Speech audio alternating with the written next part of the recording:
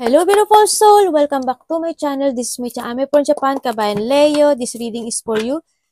January 2025, taon na nakakonect sa'yo. Tingnan natin.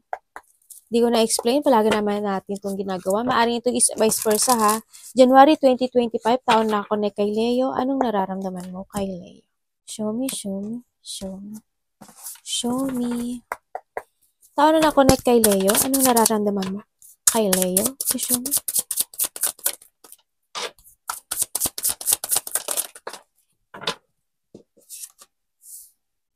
Leo, anong nararamdaman mo sa taon na ito?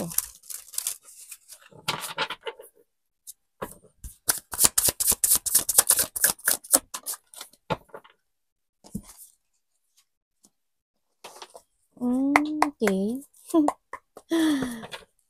Taon na ako nagkilaya, bakit the Hermit? You show me. Bakit the Hermit? Taon na ako nagkilaya, bakit the Hermit? Oh. Okay. Paka-explain.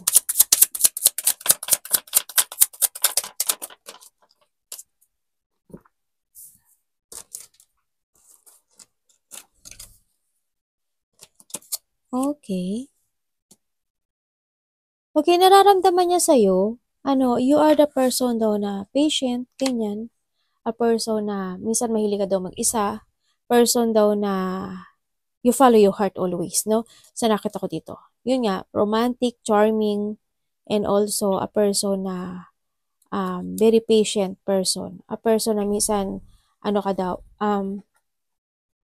tumatahimik ka na lang, ang nakikita ko dito. Parang hindi yung sitwasyon. Siguro, may mga gusto kang sabihin, hindi mo masabi. Ganyan. Nararamdaman sa'yo, ganun ka raw. Kumbaga, dito rin yung situation na I don't know why, pero ang nakita ko kasi dito parang nararamdaman sa'yo, minsan weak ka. Siguro salbahe to, Leo, no? Sa tingin ko. Sa tingin ko lang, kasi nagiging weak ka sa kanya, eh. Oh, you are the person daw na you always give an effort, no? Pagdating sa kanya. Sa nakita ko ito. Andun pa rin yung sitwasyon na you are focusing, andun yung matatag ka raw, andun yung minsan kinokontrol mo daw yung nararamdaman mo, and then nararamdaman niya sa'yo, yun, charming ka, saka mabait ka daw. Sa nakita ko dito. Mabait ka raw, eh. Mahilig, matiisin ka raw. As in. Naramdaman niya sa'yo, minsan daw malungkot ka. Eh, paano hindi naman siya lulungkot? Ang dahil sa'yo yun. Kung kayo is, well, yun naman nararamdaman niya. Tingnan natin itong si Bakit, Leo, ang nararamdaman mo is the Two of Cups. Kung kayo is magkahiwalay, ganun din, eh. Kasi kung magkahiwalay kayo nito, ibig sabihin, isa sa inyo is nag-move on. Diba? Kung kayo is magkahiwalay nito. Maaaring kasi why yung isa sa inyo nag-move on tapos nagkaroon ng pagdududa, no? Ganun, nakita ko. Bakit nararamdaman mo Leo sa taon na to is the Two of Cups? Ano ibig sabihin? Oh, okay. I see. Paka-explain, Leo.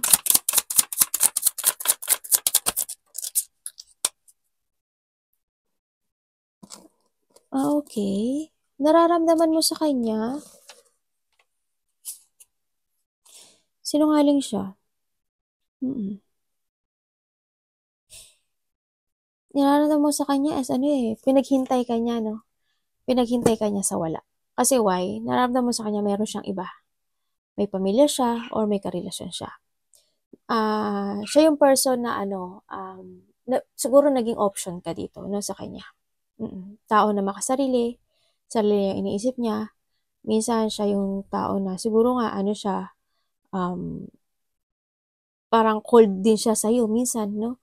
Sa nakita ko dito. Nararamdaman mo sa kanya, yun nga.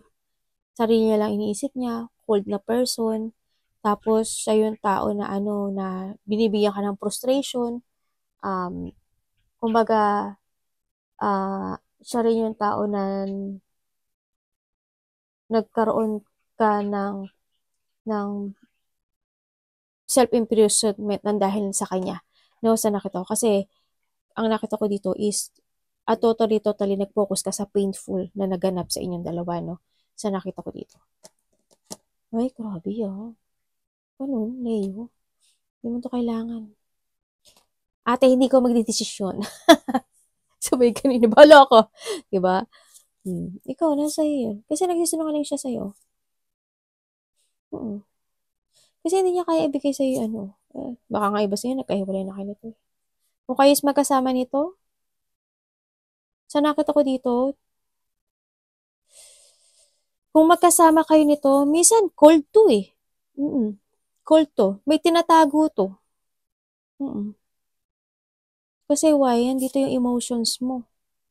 Gusto mong maayos yung sitwasyon pero nagsisinungaling siya sa'yo. Maaaring may kausap tong iba kung magkasama kayo or meron siyang ini-entertain na iba. Ganyan. Meron siyang ka-text-text dyan. No, sa nakita ko dito. Pero kung magkahiwalay kayo, yun yung sinabi ko kanina. Kaya you're in, parang nandito ka lang sa sitwasyon mo na na-corner ka sa sitwasyon na yun. No? Pinipilit mo na lang na mag-work out yung situation.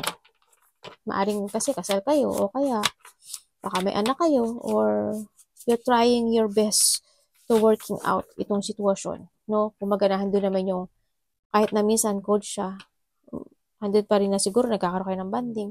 Pero yung mga magkakahiwalay, ganun na nararamdaman mo sa kanya. Ako na ako-connect kay Leo. Anong intention mo kay Leo? Anong intention mo kay Leo? Ako na ako-connect kay Leo. Anong intention mo kay Leo?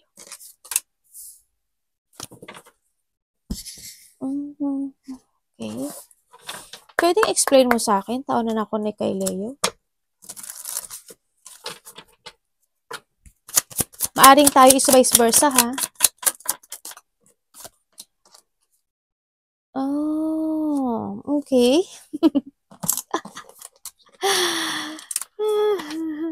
Loka ako dito,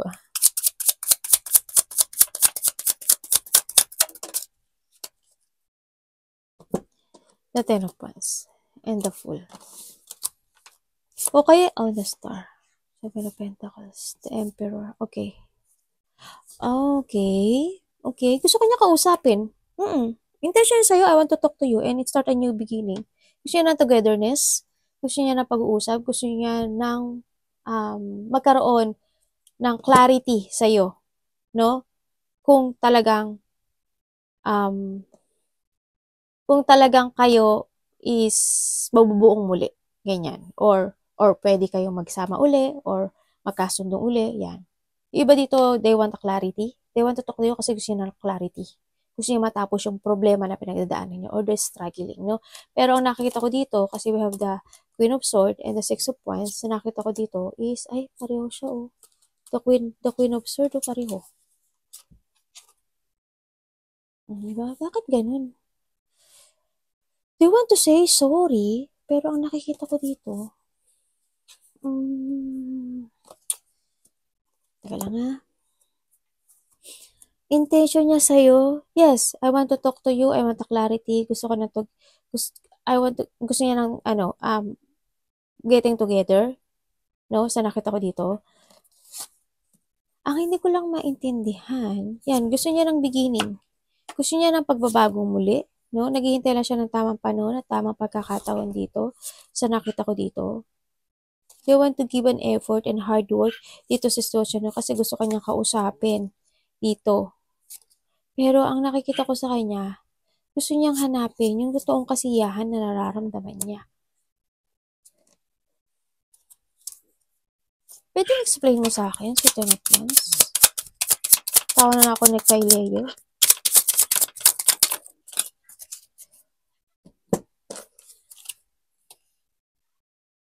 Oh!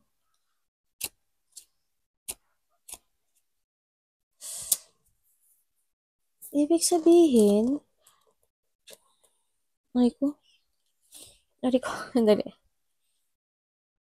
Ibig sabihin, Ang intention niya sa'yo is I want a clarity ng kumbaga mabuong muli yung situation na to at matapos yung problema or yung struggle nitong relationship na to. Kaso, ang nakikita ko sa kanya, isa sa inyo is mataas ang pride, no? Andun yung pride na tumatakbo, no? Maaring nagkakaroon din dito ng choices, no? Kung may third party man or isa sa inyo is may family, sa nakita ko dito, nagkakaroon ng choices. Kumbaga, kung hindi man ito nagkakaroon ng, oo nga, may iba. May sinisikreto yung isa. There's an attractive person ako nakikita na hinihiling nung isa.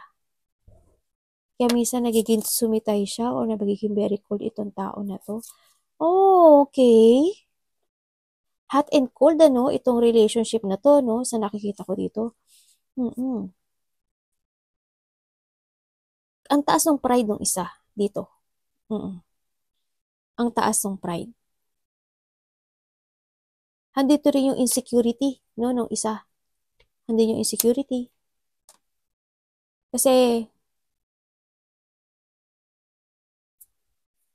parang hindi stable itong relationship na to. Hindi talaga siya stable actually. Kahit na nagkakaroon ng sinasabi dito na na I want a new beginning, tapos I want getting together, pero ang taas ng pride ko, na-insecure ako. Gusto ko matapos yung mga problema, struggle na to. Gusto ko, kumbaga, ang hindi ko lang maintindihan, parang may tao na gustong i-chase siya, no? O may taong nag-chase, ganyan.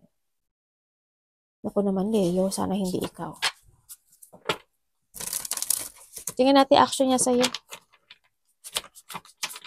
Kung kayo is magkasama nito, Leo, ang nakikita ko dito is, ang nakikita ko naman, yung isa sa inyo mataas din ang pride. Kahit na nagkakaroon ng problema, kahit nabibigatan sa responsibilidad, andun pa rin yung situation na nagkakaroon pa rin kayo ng banding o kaya, bakit kaya ganun? Ang nakita ko dito. Andun naman yung banding. Pero it's a failure, no?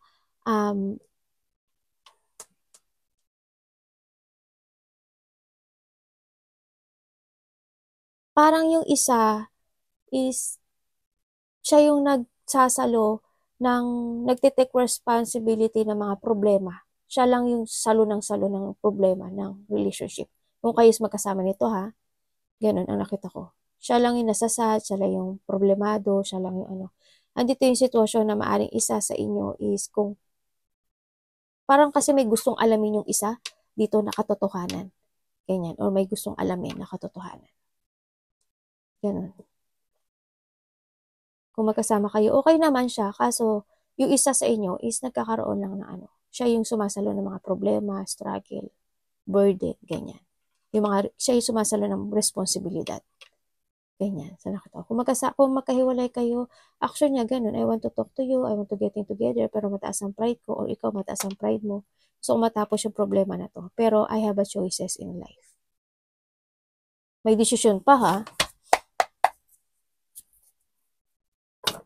Tingnan natin ang action niya sa Leo.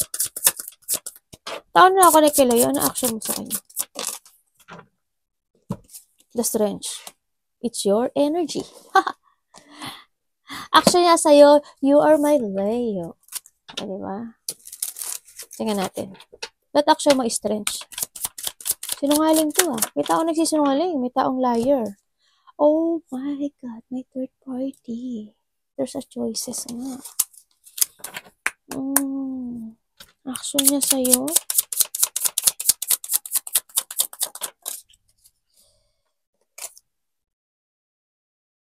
Naku naman, Okay. Action niya sa'yo, o kaya is magkahiwalay nito, Leo. Andito sa nakita ko doon, kinokontrol niya yung nararamdaman niya. Yes, they care. Action niya, they care. Pero nagja-jungling siya actually, Nagja-jungling siya, napuprostrate siya. Kasi why? Gusto niya mag-sorry sa'yo, pero hindi niya the devil. Look. They're jungling, no? Hindi niya alam anong gagawin niya. Actually, kasi why?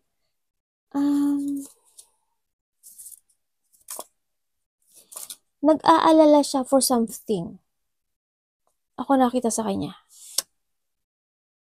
Siguro for a love, kasi hindi niya nga masabi at hindi niya maiparamdam sa'yo yung pagmamahal na gusto mo sa nakikita ko dito, no? Gusto niyang mag-sorry or gusto niyang itama yung mali niya, pero ang nakita ko, we have the devil. Pang sariling kasakiman itong nangyayari na to, no? Sa nakita ko dito. Ano siya, actually hindi siya honest, no? Kasi lumabas siyang devil din sa nakita ko dito. Yun. Ang action niya sa'yo is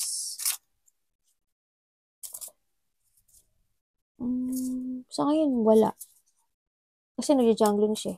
Nagkakaroon siya ng nag-evaluate siya, no? Nagkakaroon siya ng evaluation or nandun yung on and off yung action niya sa ngayon sa nakita ko dito. Ganun. Medyo nalilito siya. Ngayon, kaari may pinagpipilian kasi siya. No? Either magti-take action sa sayo or hindi. Or pipiliin niya yung isa. Pero kung mag-a-action sa sayo, hindi niya kaya ibigay yung love na gusto mo sa kanya.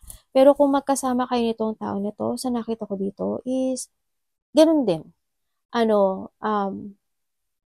Gusto niya lang gusto ng harmony or there's a choices ako na nakikita dito, no? Kasi why? Ang nakita ko dito is maaring may ibang karelasyon. Yung karelasyon mo. Maaring ikaw or siya, may iba. Anak, baba mo na. Anong blind spot na connection ito? Gano'n siya ng choices in life.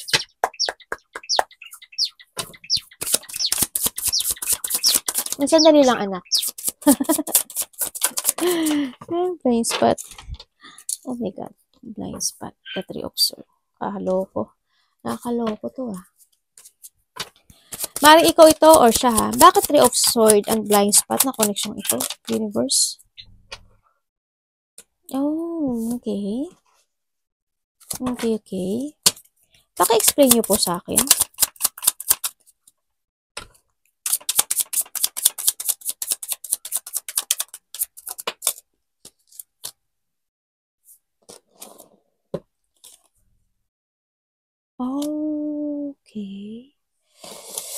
Okay, ang blind spot na connection na ito is, ang nakita ko dito is, kung kayo is magkahiwalay nitong tao na to, no? Yes, there's a separation. Sa nakita ko dito. There's a separation, there's a distance. Kumbaga, andun na yung isang situation na nagkaroon ng out of control sa pag-alis ng isa or nag-distance na yung isa sa inyo, no? Tama, dalawa na yung three of sword mo, oh. Ganyan, di ba? No?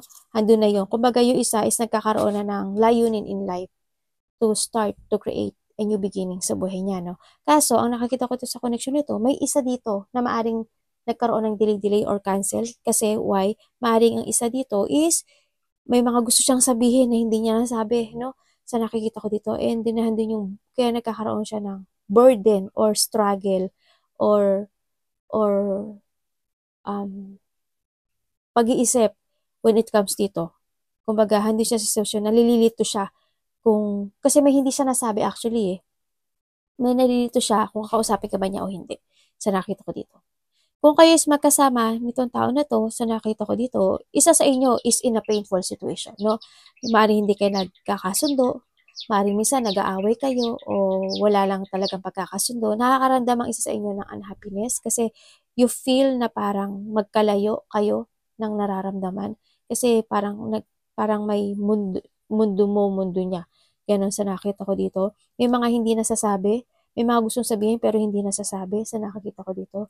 Nagkakaroon ng emotional pain, mga disappointment, ganyan. Nagkakaroon minsan ng unexpected na biglang magiging emotional lang isa, may hurt yung isa, no? Sana wag naman kayo, kung kayo is magkasama, sana walang separation. Kasi ang nakikita ko dito is, isa sa inyo is nasa depression or magulo yung depression or pagkalito, parang ganun. Hindi ko alam why. Siguro kasi may mga gusto siyang gawin na hindi niya magawa, no? Ang isa sa inyo. Maaring iba sa inyo, LDR kayo, no? O yung iba naman sa inyo is, kung kayo is magkasama nito is maaring, yun nga, may mga gustong gawin yung isa na hindi niya magawa. Ang nakikita ko dito. Kaya medyo nade-depress yung isa sa inyo. No, nalulungkot, nade-depress, andun yung sadness, andun yung disappointment nito, no? Sa nakita ko. Kasi meron siya mga gustong ma-achieve in life na hindi niya makuha, hindi niya ma-fulfill. No, kumbaga wala siyang positive destination or wala siyang clear path na tinatahak this time. Kaya siguro isa is nagkakaroon siya ng depression, no? Sa nakita ko dito. Yung iba nasa emotional pain eh. Ano yun? Tingnan natin ang outcome ng connection ito. Anong outcome ng connection ito, universe? Anong outcome ng connection ito?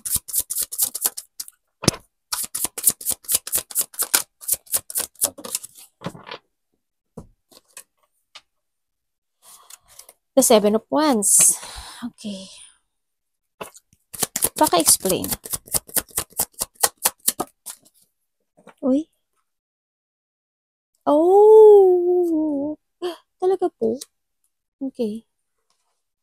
Naku po, medyo hindi maganda. Bakit po?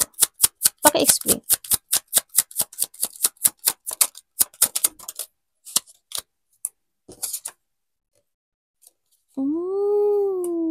Okay.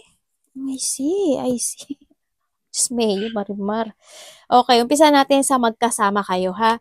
Kung kayo is magkasama nitong taon na to, basta kuhanin mo lang yung sa'yo dito, ha? Explain ko lang. Magkasama man kayo o hindi. Meron ditong isa na nagkakaroon ng frustration, no? Andito yung isa na there's a person na dishonest, kumbaga. Andito yung isa na nagkakaroon ng pag-cheat or there's a cheating sa iba, no? Yung isa dito is, ang nakikita ko is nagiging unfair, ganyan. Either, basta kuhanin mo yung sa'yo dahil yung isa nagiging unfair. Siguro kasi isa, kung kayo is magkasama, yung isa dito, maaari may trabaho, kasi pagtingin ko pa lang dito, di ba, may trabaho, kasi yung isa walang direction, maaring isa may trabaho, o yung isa wala. O kung pareho naman kayong may trabaho, sa nakita ko dito, may nagsisinungaling, may dishonest person, may nag-cheat, no? Nagkakaroon ng isolation. Someone want to be independent. Nagkakaroon ng frustration in this relationship, sa nakita ko dito. Someone put boundaries, sa nakita ko dito, no? And also what? Parang andito yung unfairness, yung hindi imbalance itong relationship na ito actually. Hindi siya, as in kasi maring ikaw or siya is may sikreto, no, na ayaw ipaalam. Sa nakita ko dito, andito kasi yung unfairness and imbalance relationship sa nakita ko dito. Ano ba yan? Naku, kung ganito rin ang karelasyon ko, hindi na ako mag-aasawa talaga. Ayoko mag-asawa. Ay, naku pa! Ito ang trauma ko. Ito yung magiging trauma ko sa buhay ko siguro. No? Na hindi mag-asawa sa mga nare-read ko. Tsaka lalo pag personal reading, yung ang dami kong nalalaman, di ba? Ang dami kong lumalabas doon sa reading. Parang ayoko na mag-asawa. Tingnan natin. Universe, anong advice nyo? Sana walang gustong magiganto yun. Nagkakaroon dito na kasamaan, kumbaga, din yung sobrang pagsisinungaling ng isang tao dito sa nakikita ko. Sobra, as in sobra. Ayaw niya ipaalam. Anong advice niyo po kay Leo? Ay anak, chutomati kudasai.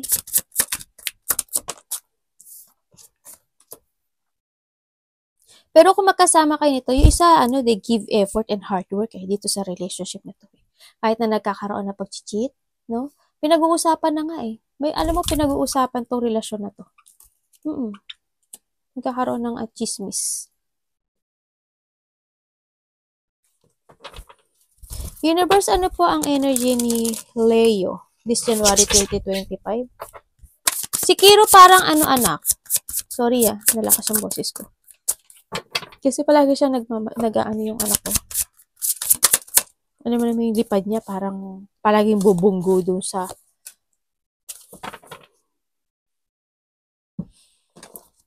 Tingnan natin ang advice niya sa'yo is the 7 of Cups. Universe, bakit po 7 of Cups advice niyo kay Leo? January 2025. The Devil. The Devil. The Devil. The Devil. Tingnan natin. Universe, bakit nandito si Devil? Ang advice niyo. Paki-explain.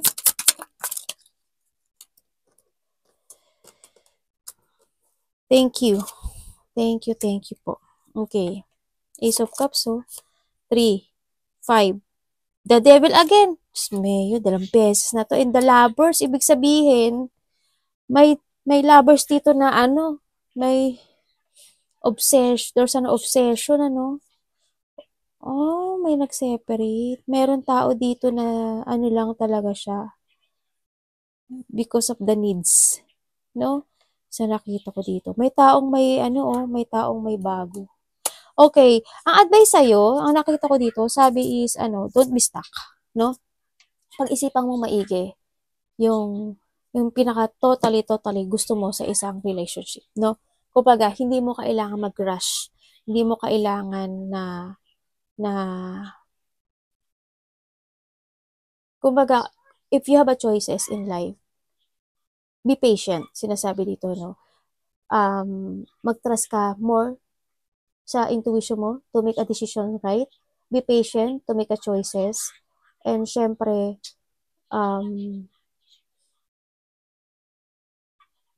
yun nga, wag ka daw magpa-stuck, sinasabi dito. Tandaan mo, be responsible, ang advice sa'yo, maging responsable ka, focus, patient, to wait na dumating yung the right person sa nakikita ko dito. And calm lang still. Kumbaga, be grounded. And kasi kailangan mo ring magkaroon ng commitment to yourself when it comes dito sa love na to. Ang advice niya rin, tsaka umiwas ka sa mga tao na alam mo na ang pakay lang is temptation. Ang pakay lang, kumbaga, tumingin ka sa red flag dito, no? Tumingin ka sa red flag, huwag ka magpapakontrol, then, umiwas ka sa mga taong may mga addictions, no? Yan. Alam mo na may mga addictions, di ba? Mas more mong mahalin yung sarili mo daw, mas maging wiser and stronger ka. Siyempre, kung ano yung mga nangyari in the past, accept all the lesson, and ganun na sinasabi and follow your heart, sinasabi rin dito. Kumbaga, mas piliin mo mag-move forward, no? Mag-move forward to growth. Yung mga, mag-forward ka sa mga plano mo, yan, magkaroon ka ng progressing, spread your wings, and fly high. Yan, nakita ko dito, no? Yun ang advice sa'yo. Kumbaga, wag ka magpapakontrol, no? Kung you're in a relationship, sa nakita ko dito, kung ikaw is in a relationship, kailangan mong magkaroon or mag-focus or magkaroon ng dedication to your goal, not to a temptation, not hindi dahil dito kay devil, no? Doon ka magkaroon ng dedication or chasing doon sa dreams mo, sa goal mo, no? Sa naktaw, hindi si devil ang makapag-blockage sa'yo to growth, sa sinasabi dito, no? Mas mahalin mo yung sarili mo, ganyan. Mas mag-focus ka to growth, mag-explore ka, ganyan, sa nakita ko dito. Huwag mo nga hayaan na i-blockage ni devil yung mga pangarap mo sa buhay, sa nakita ko dito, no? Tsaka patient, ganyan. Patient lang. Sinasabi naman sa'yo dito, patient. No? Tandaan mo, ang hingi ng anak ko. And, maging practical ka raw. No? Tingnan natin yung energy is the Knight of Cups. Don't be stuck. Kumbaga, be create, no? Harmony, tsaka Be responsible. Umiwas ka sa mga taong matitigas ang ulo. Pag hindi siya nakinig, bahala siya. Basta ikaw mag-focus ka dun sa goal mo. Yung mga ganun. Nine of Cups. Bakit po energy niya is sa Nine of Cups? This January 2025. Anak siya tomate. Si mami. May travel ba kayo? Parang may nakita akong travel. Wow, the Wheel of Fortune. Ang ganda naman. May travel ata kayo next year. 3 days, 3 weeks.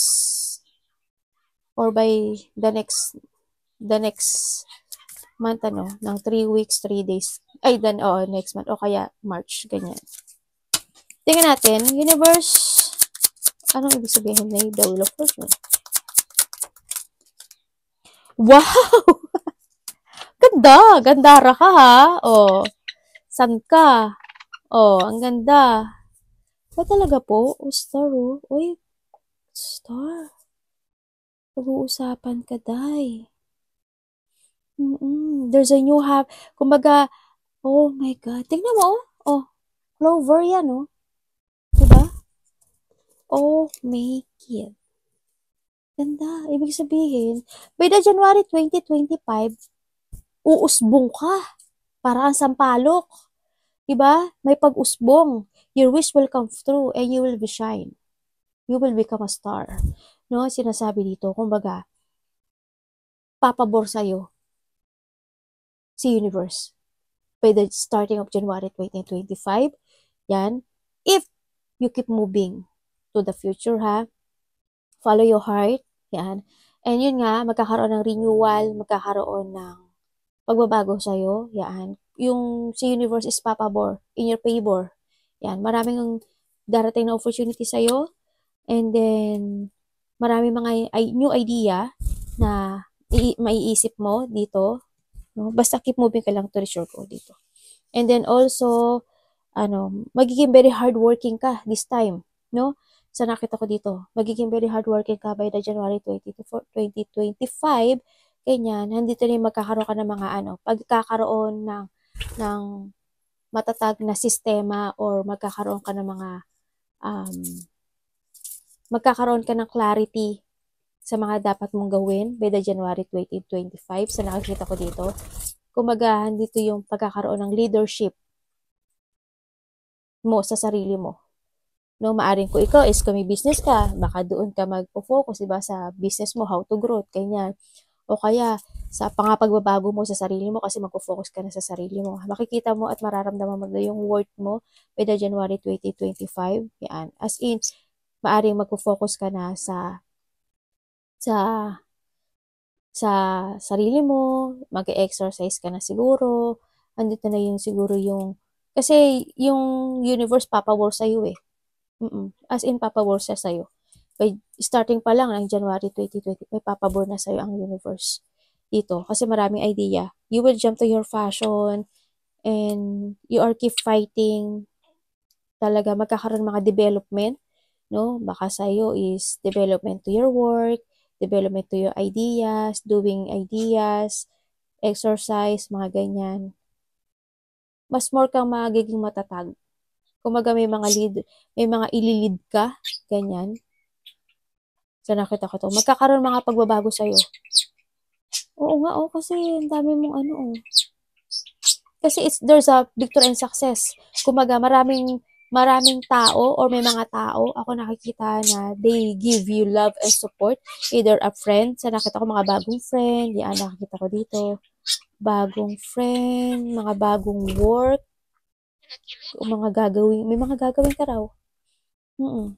Ano sa inyo, iba sa inyo is there's a travel, mas more ka magiging wiser and stronger by that January 2024. Ang daming idea kasi ang dami mong, talaga po?